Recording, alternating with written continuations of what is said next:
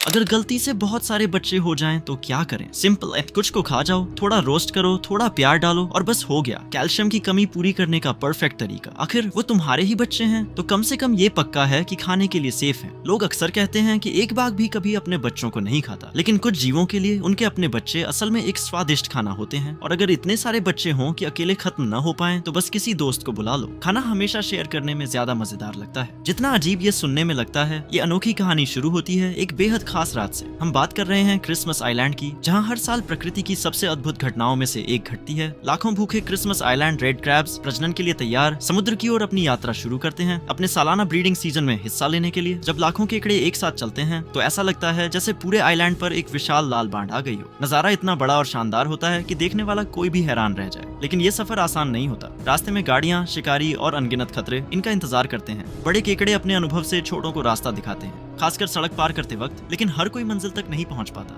बहुत से छोटे केकड़े रास्ते में मर जाते हैं और उनका ये बलिदान बाकी कॉलोनी को आगे बढ़ने में मदद करता है। एक लंबे और थका देने वाले सफर के बाद बचे हुए केकड़े आखिरकार समुद्र किनारे पहुंच जाते हैं। अब आता है सबसे चौंकाने वाला हिस्सा। हर मादा रेड क्रैब लगभग 1000 अंडे देती है। कुछ समय बाद अनगिनत नन्हे लाल केकड़े पूरे बीच पर फैल जाते हैं। इतने सारे होते हैं कि पूरा किनारा जैसे जीवंत हो उठता है। लेकिन यहीं से प्रकृति एक क्रूर मोड़ लेती है। इन अनगिनत बच्चों में से बस कुछ ही बड़े होकर वयस्क बन पाते हैं। बाकी बहुत सारे दूसरे जानवरों का खाना बन जाते हैं और कभी कभी अपनी ही माँ का भी। मादा रेड क्रैब को अचानक एहसास होता है कि उसके बच्चे सिर्फ प्यारे ही नहीं हैं, बल्कि पोषण से भरपूर भी हैं। यही है प्रकृति का डार्क ह्यूमर। प्रकृति खूबसूरत भी है और निर्दयी भी। जीवन जन्म लेता है, जीने के लिए संघर्ष करता है और कभी कभी किसी और जीवन के लिए खाना बन जाता है।